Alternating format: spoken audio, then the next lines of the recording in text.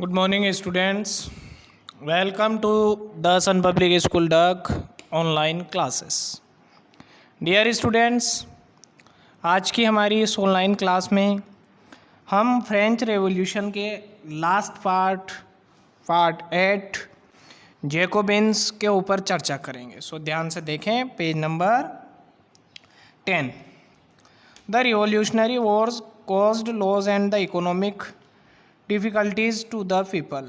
इस क्रांति में क्रांतिकारियों को इकोनॉमिक डिफिकल्ट्स ऑफ द पीपल, क्रांतिकारियों और लोगों को आर्थिक व्यवस्था की भी अर्थव्यवस्था का भी काफ़ी नुकसान हुआ. The men were fighting at the front while the women were left to the deal with the task of the earning a living and the caring for the families.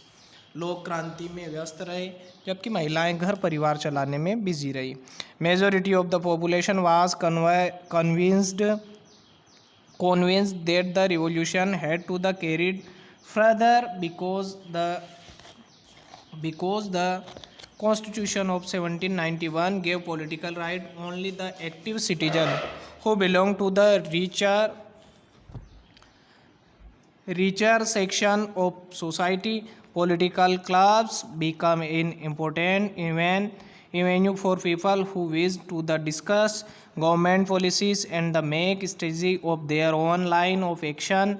The most prominent club among these was the Jacobin. It got its the name from the convent of Saint Jacob at the Paris. इसका नाम जो था वह convent of Saint Jacobin बनाया. Women also had been active throughout this period and formed their own clubs. The members of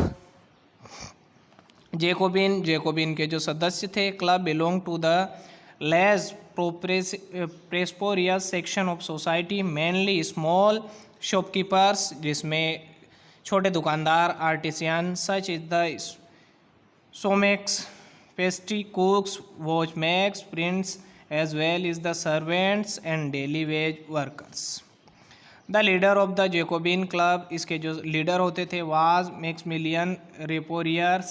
A large group among the Jacobins decided to wear long striped trousers similar at those worn by the dock workers. This was done in the spread. इससे worker की condition बहुत ज़्यादा हानिकारक, बहुत ज़्यादा week हो गई. Them salvage वे स्वयं को from is the fashionable section of the society, specially nobles, और इस समय जो स्पेशली नोबल्स थे हु वरोक नी ब्रांचेस.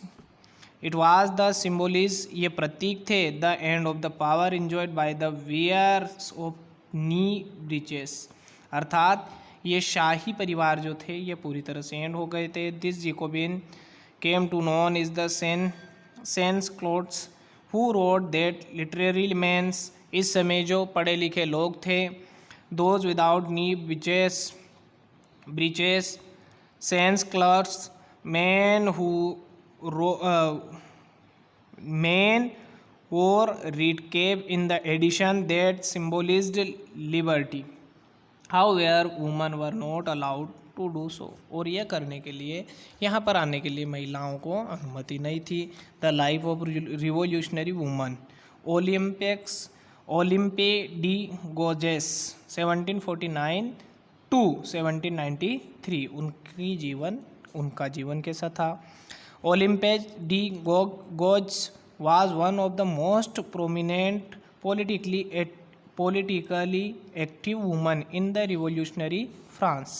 ये जो थी ओलिम्प ऑफ गोजियस, ये एक ऐसी महिला थी जो राजनीतिक तरीके से पूरी तरह से एक्टिव थी.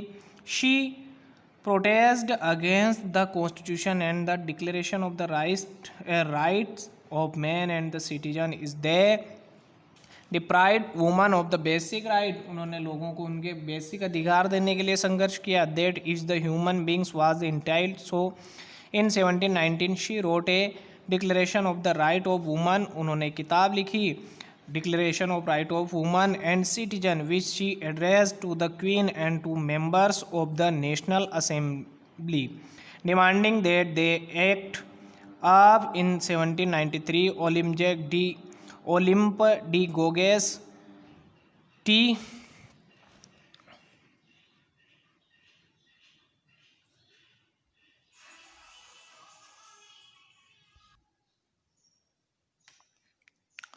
members of the National Assembly demanding that the act upon in 1793, Olympe Gouges criticized the Jacobin government for the forcibly closing down women's clubs.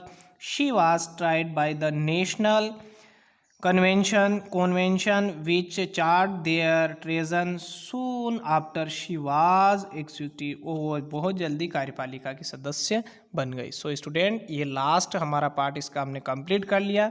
कल हम इसके क्वेश्चन आंसर करेंगे. So thanks.